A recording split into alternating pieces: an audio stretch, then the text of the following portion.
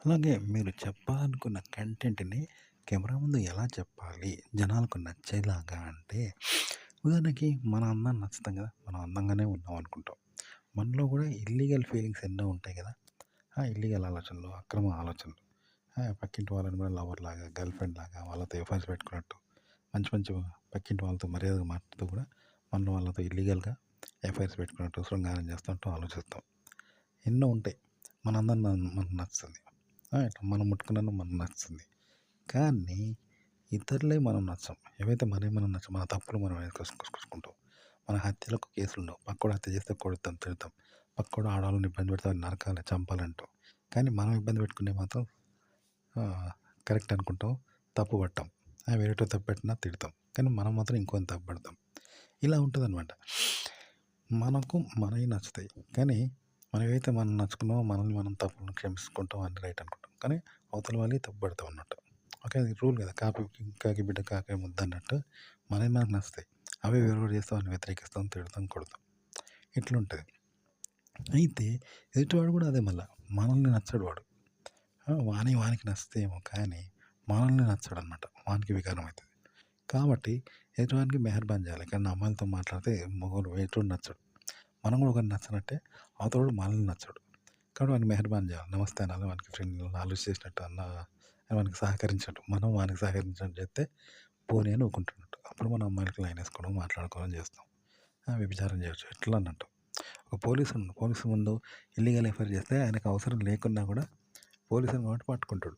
కాబట్టి ఏం చేయాలి? సార్ సార్ నమస్తే సార్ అని మెహర్బాన్ చేసి లాలూచి చేసినట్టు చేస్తే ఇల్లీగల్ ఎఫైర్‌ని ప్రోత్సహిస్తాడు. ఆ అమ్మాయికి లైన్ వేస్తామంటే సార్ సార్ అని ఆ సార్ దిక్కు మాట్లాడితే అనుమతిస్తాడు. పోరా ఏసుకో పోరా తమ్మి అని ఇస్తాడన్నట్టు. ఇట్లుంటదనమాట మెహర్బానీ. ఇలా అన్నట్టు. మన మనసులో ఎన్నో ఉంటాయి ఇల్లీగల్ ఎఫైర్స్. అన్నీ మనకు రైట్. కానీ వాళ్ళకి నచ్చవు. అవతలోళ్ళకి నచ్చవు. అట్లా ఒకళ్ళకి నచ్చవు. కదా! కాబట్టి వాటిని ఈ విధంగా చెప్పాలంట. ఇలా చెప్పాలి. వాళ్ళకు నచ్చేలాగా చెప్తే వాళ్ళు క్షమిస్తారంట. చివరిదాకా చూస్తారు. అది గుర్తుపెట్టుకోండి. సరే ఇలా చెప్పడం ఎలాంటిదంటే, ఉదాహరణకి మనము ఏకాంతంగా చీకటిలో ఎవ్వరు లేని ఊర్లో ఏడంతస్తుల బంగ్లాలో ఉన్నామనుకో చీకటిలో. అప్పుడు ఎంత భయపడతాం? అక్కడ ఎవ్వరు లేరు కాబట్టి గజగజ బాగా వణుకుతాం. అదే ఏడంతస్తుల బెడ్‌లో చుట్టూ 100 మంది ఉన్నారు పగలు. అప్పుడు భయపడతామా? లైట్‌ల వెలుగుంది. భయపడతామా? భయపడం. ధైర్యం ఉంటది. అయితే అదే ఏడంతస్తుల బెడ్‌లో ఎవ్వరూ లేనప్పుడు బాగా భయపడతాం కదా! అరుస్తాం, కేకలేస్తాం, ఆ! దద్దరిల్లుతాం.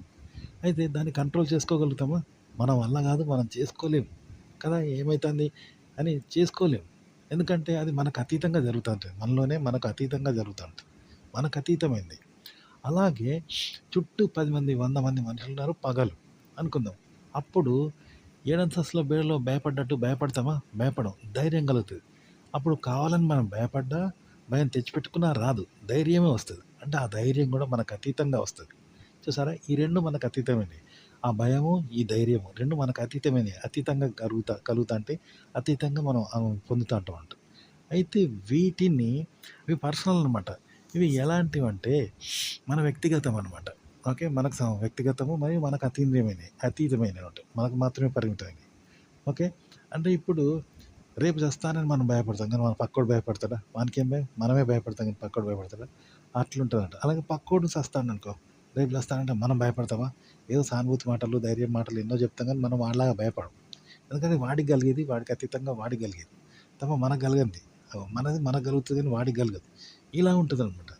కాబట్టి ఒక కెమెరా ముందు మనం ఒకటి షేర్ చేయాలంటే అది మన పర్సనల్. మనకు మాత్రమే పరిమితమైంది. పక్కోళ్ళతో సంబంధం లేకుండా, పక్కోడు లేకుండా మనకు మాత్రమే మనం చెప్పేదనమాట. అది కూడా మనం చెప్పేది కాదు. మనలో మనకు అతీంద్రియమైనది.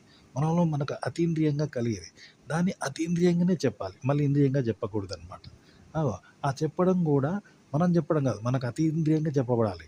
మనం చెప్పేది కాదనమాట. అలా చెప్పబడాలి, అలా ఆలోచించబడాలి, అలా అనుభవించబడాలి, అలా అనుభూతి పొందబడాలి. అలా చెప్పడం జరుగుతుంటది. అలా చెప్పడం జరగాలి. అలా అయితేనే చెప్పగలుగుతాం. గుర్తుపెట్టుకోండి. ఉదాహరణకి మనల్ని ఎవరైనా బాగా కొడతారనుకో, అప్పుడేమైద్ది బాగా నొప్పెట్టి పేదగా అరుస్తా ఉంటాం. భరించలేని నొప్పితో అరుస్తాం, కేకలు పెడతాం. కానీ పక్కోడు బాధపడతాడేమో కానీ మనలాగా వాడి నొప్పిని అనుభవిస్తాడా? అనుభవించడు. వాడు కేకలు పెట్టడు. మన అవస్థను వాడు పొందడు. అలాగే మనకు చాలా సంతోషంగా ఉంది, హ్యాపీగా ఉందనుకో శరీరం అంతా. హ్యాపీగా ఉంది. ఏ హింస లేదు. అంత మాత్రాన అవతలోనికి హ్యాపీగా ఉంటదా? కలగదు. వానికేమైనా బాధల నుంచి వానికి నొప్పెట్టొచ్చు. అట్లా. అలాగే వాడి నొప్పి మనకు పెట్టదు కదా! వాడు అనుభవిస్తాడు మనకు నొప్పి పెట్టదు. అలాగే వాడు సంతోషంగా హ్యాపీగా శరీరానికి ఉన్నాడనుకో అది మనకు రాదు. మనకు నొప్పి పెట్టినప్పుడు మనం అనుభవిస్తాం. ఇట్లా వ్యక్తిగతం ఉన్నట్టు ఎవరి పర్సనల్ వాళ్ళకుంటది కదా! అట్లన్నట్టు ఒక కంటెంట్ అలాగే మనకు ఎవరైనా బాగా కొడతారనుకో అప్పుడు దాన్ని నిరోధించుకుంటాం. ఆ దెబ్బలు లేనప్పటిలాగా ఉండగలుగుతామా? మనం ఉండాలన్నా ఉండలేం. అలాగే మనం దెబ్బలు లేనప్పుడు మంచిగా ఉంటాం కదా!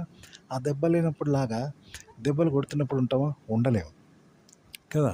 అలాగే దెబ్బలు లేనప్పుడు దెబ్బలు పడ్డప్పుడులాగా అరవాలనుకున్నా అరవలేము. ఆ నొప్పిని తెచ్చుకోలేము. అంటే ఇవన్నీ మనకు అతీంద్రియంగా జరుగుతాయన్నట్టు. ఇగో అలాగే కెమెరా ముందు మాట్లాడడం కూడా ఒక విషయం గురించి అంటే అది మనలో అతీతంగా జరగాలి. అతీతంగా జరగాలి. అది చెప్పడం కూడా చెప్పబడాలి. అతీంద్రియంగానే చెప్పబడాలి.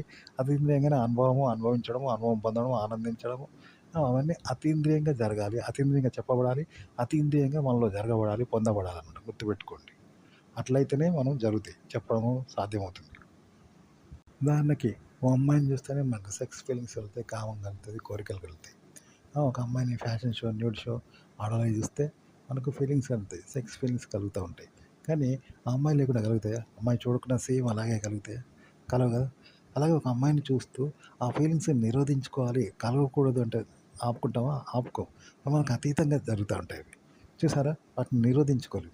అలాగే ఆ అమ్మాయి లేనప్పుడు నగ్నంగా చూడనప్పుడు కూడా అవే ఫీలింగ్స్ కలగంటే కలగవు. చూసారా? అంటే అవి మనకు అతీతంగా జరిగేది ప్రక్రియ అది. మనం జరుపుకునేది కాదు. మనకు అతీతంగా జరుగుతా ఉంటాయి అవన్నీ. మీరు కెమెరా కూడా ఇవి అతీతంగా మీలో జరుగుతూ ఉంటాయి అన్నట్టు. మీకు అతీతంగా కలుగుతూ ఉంటాయి. మీ అనుభవం, అనుభవం, ఆలోచన, భావాలు మీకు అతీంద్రియంగా ఏర్పడుతూ ఉంటాయి అన్నట్టు. ఇక మనం కలిగించేది కాదు. అట్లా కలిగించుకోవాలి తప్ప మనం కావాలని చెప్పేది కాదు అది. మన చేతిలో ఉండదు. ఆ అనుభవాన్ని చెప్తాను. ఆ అనుభవంతో చెప్తాను తప్ప మనం చెప్పడం లేదు దాన్ని. అంటే అదొక కలవరింతలంటారట. అలా చెప్తేనే మీరు చక్కగా చెప్పగలుగుతారు. మీ ఆలోచనలు, అనుభవాలు, అనుభూతులనమాట. అట్లా చెప్పాలి తప్ప మీరే చెప్పకూడదు. ఓకే. ఇంకోటేంటంటే ఇప్పుడు మనకు అతీతంగా ఇప్పుడు భయం జరుగుతుంది. మనం భయపడుతున్నాం. అప్పుడు ధైర్యం తెచ్చుకోలేం. ఒక ఒంటరిగా ఉన్నప్పుడు చీకట్లో భయపడతాం, అరుస్తాం. కానీ అరవకుండా ఉండగలమా? ఉండలేం. కదా! అది మనకు ఆధీనంలో ఉండదు. భయపడతాం. అలాగే అందరిలో వెలుగులో ఉన్నప్పుడు ధైర్యంగా ఉంటాం. కానీ భయపడాలని తెచ్చిపెట్టుకున్న చీకట్లో ఉన్నట్టు భయపడలేం. ఎందుకంటే అది కూడా మన ఆధీనంలో లేదు. మనకు అతీతంగా జరుగుతుందట ఆ ధైర్యం కూడా. ఇలా ఉంటది. కానీ మనము అనే వాళ్ళం మాత్రం ఎలా అయినా ఉండొచ్చు. ఎందుకంటే అంటే ఇప్పుడు మనం ఉన్నాం. ఎవడన్నా మనం కొట్టిండనుకో మళ్ళీ మనం కొట్టకుండా ఊకోవచ్చు. కానీ కొడతాం. మనమే కొడతాం.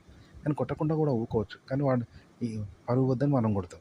అలాగే నలుగురిలో బట్టలిప్పుకొని తిరగొచ్చు. ఆడోళ్ళ ముందు బజార్‌లో తిరగొచ్చు. కానీ మనదే పరువు పోద్ది. కాబట్టి బట్టలేసుకుంటున్నాం కదా!